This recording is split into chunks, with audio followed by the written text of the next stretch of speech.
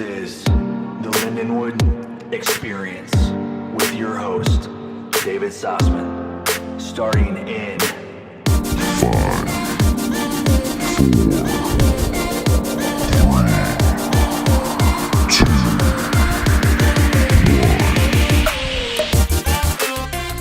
Hello and welcome. I just wanted to say thanks to all my current fans and listeners, and any new listeners. Thanks for checking out the show today. This is David Sossman, your host of the podcast, The Lindenwood Experience, and I would like to welcome my special guest. He's a member of the band Mama's Pride, as well as a solo artist, Danny Liston. Danny, welcome, and a big thanks for being with us today and letting me talk with you about your experience in the music industry. Hey, I'm glad to be here. All right. So basically what I want to accomplish with this interview is to explain to the listeners how technology has transformed and continues to transform the music industry, as well as how communication with audiences has evolved. I know a lot has changed over the years, and I know you've experienced a lot of that change firsthand. Right. So let's start off with your background. Tell me a little bit about yourself. How did your music career get started? My mother was a radio performer, played on KMOX back in the 30s. So music was always part of our house. A lot of the people she started off with moved to California, ended up in like the movie industry, and some of them stayed in the music industry, but she stayed here and got married and had her sons. And so she never lost her music's something that it's in you, you know, it isn't something an occupation you choose, it chooses you. Mm-hmm. And so there was always music around our house. And, you know, my brother started playing guitar, I think, when he was 7. And I started playing drums when I was about 10.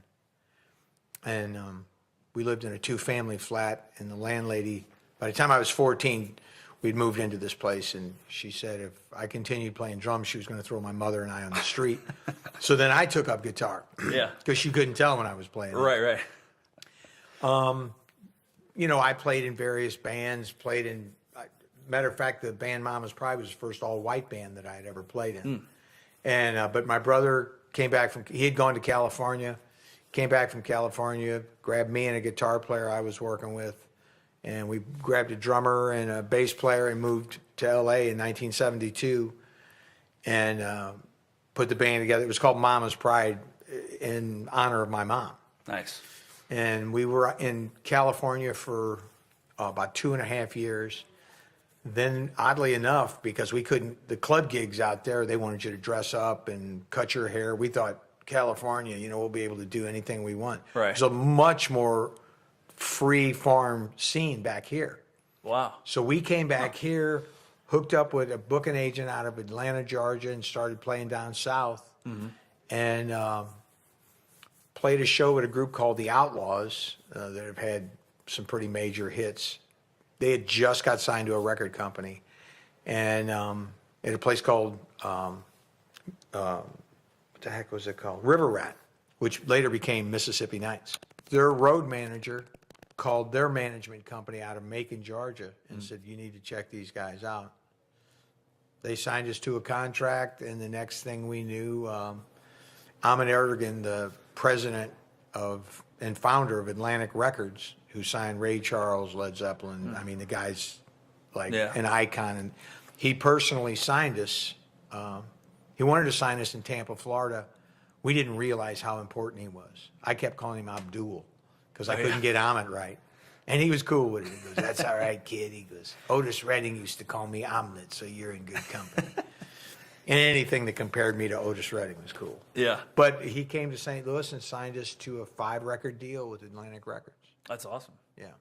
So, kind of just talked about how bands got signed. You know, how were bands discovered back then? I mean, you know, it's not like you had internet and things like that. You had to submit tapes. You know, at the time, like cassettes had just come along, so it was like, man, because before that was reel to reel. Yeah. Or you'd have to go in the studio and do what they call an acetate, and that was a vinyl, but it was only good for so many plays. Oh, wow. But you had to have some money to do that. Yeah. But yeah, it was hustle, man. It was hustle. Like when we put the band together, we'd play these clubs and we'd play 4 or 5 sets a night. On the weekends, you'd play what they called after hours. You play from 9 o'clock at night till 5 in the morning. Mm-hmm. And you just send out demo tapes to people and hope and pray that somebody listened to them. And then, you know, record companies had a lot of offices. St. Louis used to have, there was probably a record rep from every label had an office here. So you'd go drop them off, try to find some way to connect with them, and hope to God they'd come out and watch you play and make that phone call and call their corporate offices. Right. Wow. So it was a process. Oh man, for sure. it was a serious process. So, you know, once you got signed, you know, what type? So, like the recording process. I mean, costs, location, time frame, things like that. Well, see, we were fortunate. I mean, we had done demos in my mom's living room, you know, and this is like with the old reel-to-reel stuff, the TAC 4-track machines. So very kind of hard to work with. Yeah. Probably a little Well, what costly. you'd have to do is you'd have to you'd record bass, drums, and guitar.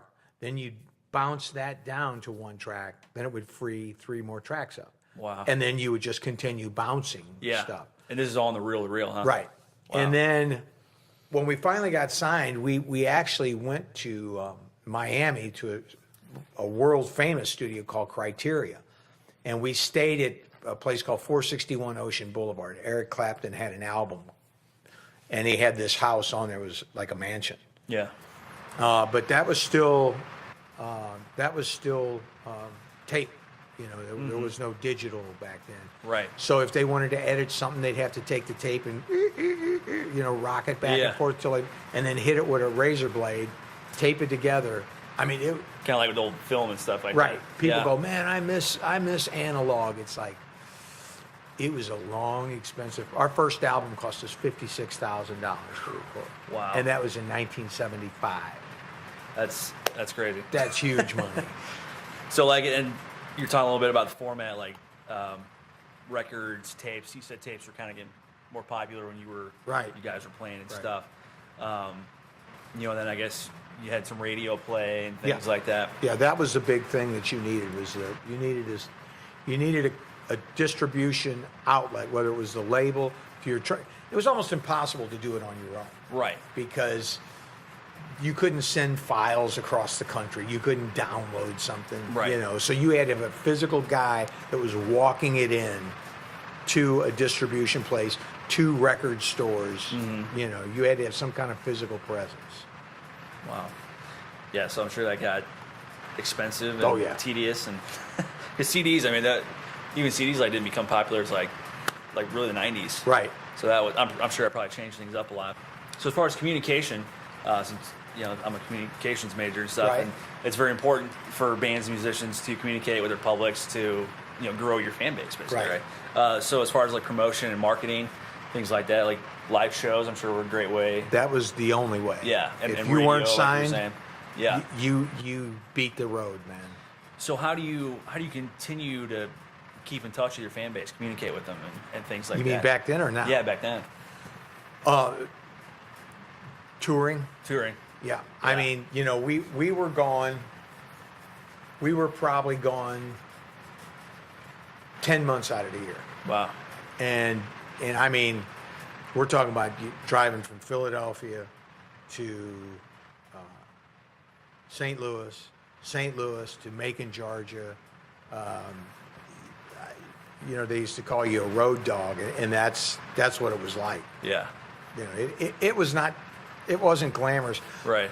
The beauty of it was there was six of us, and we had 3 guys on our road crew, and you either become like family, or you'd hate each other. You'd never want to see each other again. Right. We were fortunate that they were always guys that were close to us, guys we grew up with. You know. But as far as like promotion too, like how would you get fans to know you had shows come, like newspapers, and I guess Most guys couldn't afford newspapers, so it was a big thing with flyers. Okay. You know, you'd go and put them on windshields at clubs that you weren't playing at. Gotcha. They weren't crazy about that. Yeah, I mean, because record stores weren't going to have, like there was a big chain called Peaches nationwide. The only way you got in Peaches is if you were on a label. Yeah. There wasn't any, oh man, they're great independent guys from our little home. Forget that. That wasn't happening. So it was word of mouth. Right. It was word of mouth. Which can be a very effective form of marketing. Oh, You know, absolutely. if it works out for you guys. Well, that you, way. you better make sure the word of mouth that they're using is It's good. good, yeah. Yeah, exactly. So what about radio? Did radio promote shows or anything? I guess if you were big enough, they probably would. Yeah, I mean, like here in St. Louis, we were fortunate because we had Casey. Mm-hmm. With Casey, a guy named Shelley Grafman, who actually turned Casey into Casey. He was a supporter of local bands. Mm-hmm. Now, but there had to be something to promote. Sure. So when we came out with the first album, he went into his jocks. He said, "These are local guys. I like this song and this song. Put it in heavy rotation." That meant you got 4 or 5 plays a day. Mm-hmm. Well, you do that over a couple of month period, people really get to know your stuff. Sure. But that's what I mean. If you rarely you'd find a midnight jock. Mm-hmm. If you had something on a tape, rarely you would find a guy that would take the chance to cue that up and play it. Right. But there were the exceptions. There Right. were guys that did that. Yeah, and radio is still, I mean, it's still a great way. I mean, there's still a lot of people that listen to the radio and hear music, through that. So that was kind of a little bit about your past and how technology was and that. Let's kind of move forward a little bit to the present. In your opinion, how has technology changed the music industry? Is it better or worse in your opinion? You can always find the downside of stuff. What I like is with the new digital stuff, like Pro Tools and that, as far as recording goes, you can cut the same record that cost me $56,000 in 1975. I can cut that record for about 10 grand. Yeah. And especially if you do, it's like, well, 56 grand in 1975 is probably $90,000, $80,000 now. Right. So, people go, yeah, but people that don't have talent can make a record, and it's like, yeah, but if they don't have talent, they can't play live. Right. So for the guy who's struggling, that's got great songs, who's got, he's got all the tools, he just doesn't have a label. Mm-hmm. Labels have never been less important than they are right now. Because of technology. Because of technology. Yeah. Yep. You can get your stuff. I mean, with CD Baby, you can get your stuff streamed without a label. Right. The guy who produced, my brother and I just did a CD together called the Liston Brothers in Stereo. And the guy who produced it said there was a band from Boston, unsigned band, that recorded at his studio, did a 5-song EP, put it on Spotify, Pandora, all those services. Right. And a guy was working out one day that's some television producer. Mm-hmm. Needed a song for one of his movies, heard one of these guys' songs, put it in the movie. Yeah. Then a friend of his, who's a producer, said, "Man, where'd you get that? I need a song, blah, blah, blah, blah, blah." In 1 year, those guys made about $160-something thousand from their songs being in 2 movies. Wow. Back in the day, man, if you didn't have a publicist, somebody to represent your music who was beating down doors, not that it never happened, but you really had to be there were certain people that owned that aspect of the business. Right. And so with the way it's set up now, I think you stand a much greater chance of making a great record, getting exposure for that record. Mm-hmm. Now, guys my age, we need young people who can help us technologically move into the whole new technological arena. Yeah. Yeah. And I'm sure even back then, not anybody could just jump into a recording studio and know how to, master a mixing board with 1,000 different buttons on it and stuff, so it's because they were, 8 foot long, 10 foot long. And right. Lots of buttons. I didn't know. Yeah, it's a crazy process with all that.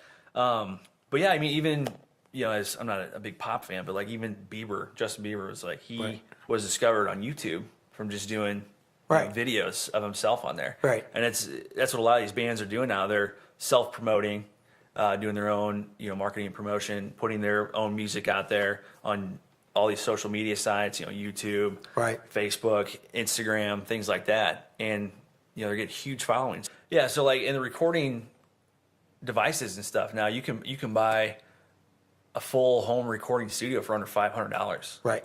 I mean, even this, and this is one of the big things. So I wanted to use what I'm using. I'm using my iPhone right now, Right. with a microphone, a studio condenser, Shure high quality microphone. I can plug right into the iPhone, and I'm using a free program here to do this podcast through GarageBand, which is another free recording program, and you can get some amazing recordings on your phone. Oh, I know. You know, it's amazing what you can do. I write all my songs on my phone.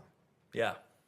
And the thing that blew my mind the most, I was in Memphis recording with a producer guy named Jim Gaines, who's produced like Carlos Santana and Steve Miller, and I mean, he's got credentials to beat the bands. The nicest guy you'd ever want to meet. Well, everybody in Memphis is nice in the music business. Yeah. But he was working with Santana, and he sent him a track over the internet. Mm-hmm. And brother, I mean, that was like huge. It was like, what do you mean he emailed you his guitar part? It's crazy. He goes, he can send his guitar part over the internet. And I mean, guys like you probably take it for granted. A dude like me, I'm like, yeah. That was one of the breakthroughs that I was like, there's no end to it. Mm-hmm. And actually, it doesn't appear to be slowing down. I remember my mom at home used to have like a little cassette recorder and a microphone, and she just did little demos like that and stuff, you know. But the quality was horrible, because that's exactly what I did. Terrible. I mean, I even had a little TAC 4-track cassette thing. Yeah. And you could multi-track on it, but it sounds like crap. Good, yeah. Yeah. So yeah, it's amazing where they've gone with this, you know, and it's crazy because you can take your phone, write a new song, record yourself a video of yourself playing this new song, right? Share it to your Instagram, Facebook, and you know you could have it for the world to see in a matter of 20 minutes or something. Here's what blows my mind. There's a blues guy that we want to do a record together, mm-hmm. and he's touring in Germany right now, and we're trading things back and forth on these songs we're writing, and it still blows my mind that I can go, oh yeah, well let's do this, and this, and send it to him, and then the next day he's like, yeah, that's great. Well then it's like, that's wild. How are you sending it to him? Just through, like this kind of program, and then just sending it. And it's like, that's what I told him. I said, Mike, can you believe I can send you my ideas? Yeah. You can download them, put your guitar part on it, and send it back to me. Right. It's mind blowing. That's how a lot of bands do that. Right. Now, there's a band, they were more like the 2000s, earlier 2000s, but Postal Service. Okay. And it was a guy lead singer from the band Death Cab for Cutie, and another guy that made beats, and a friend of his that made beats. Right. So he would send him the beats while he was like on tour, and he would write, vocals over top of this. So that's why I call it the Postal Service, because a lot of they would send it to each other. Right. Through that. Yeah, it's mind blowing. Yeah. In the study of communications, communication theory seeks to explain the nature of human interaction and patterns that emerge in social connection. So basically, it's just how we communicate and interact with each other every day. Right. A particular theory in particular that I think pertains to this is the active audience theory. It argues that media audiences do not just receive information passively, but are actively involved, often unconsciously, in making sense of the message with their personal and social context. Decoding of a media message may therefore be influenced by such things as family background, beliefs, values, culture, interest, education, and experiences. Right. So to me, this is very relevant to what we've been talking about, and it kind of bridges the gap between musicians and their fans with that, technology stuff. Right. They use technology, especially social media, to be actively involved with each other in ways they weren't able to do before. Yeah. For example, something as simple as a band posting a photo on Instagram about a new song, or what they did in a particular city before a show that day, and the fans being able to see this and comment on the post, and maybe even have the band respond to them. Right. So I believe this is one of the greatest advantages that technology has created for the music industry. Oh, absolutely. Yeah. I mean, a friend of mine who owns in-ear monitor, IEM, in-ear monitor company. Yeah. He was telling me the other day, he ran sound for us at a show we just did at Delmar Hall. And he goes, I'm telling you right now, he goes, my company has like 500,000 Instagram. I mean, it's crazy. ridiculous. Yeah. Well, he's got offices all over the world. Mm-hmm. And he goes, give me some stuff, open up an Instagram account, and I'll share your stuff on my Instagram. And you'll get, he goes, you're not going to get all of them. He goes, but you're going to get some heavy exposure. He goes, if you get 10%, that's 50,000. Yeah. And I'm like, see, there's still things like that it's like, what? And that's another thing, like connecting with other people in the industry through social media. That's one of the nice things. You thing. can keep touch with guys that, you may have had done a tour with them or whatever. Yeah. And you can look them up if you've got something you think they might be interested in. Mm-hmm. To stay in touch with people, not just the fans, but people within the industry, because it amazed me, some of the big name guys, like not people on stage, but behind the scenes guys who have Facebook pages, right, Instagram accounts. Mm-hmm. It's like, this guy has that? Yeah. It's crazy. Well, that's all the time we have for this episode of the Lindenwood Experience. Danny, thanks again for being here and sharing with us. I really appreciate it. Any final thoughts? Yeah, you should get an A. I like it. I'll pass this on to your teacher. They're listening right now. All right, cool. Thanks again, everyone, for tuning in, and check us out next time.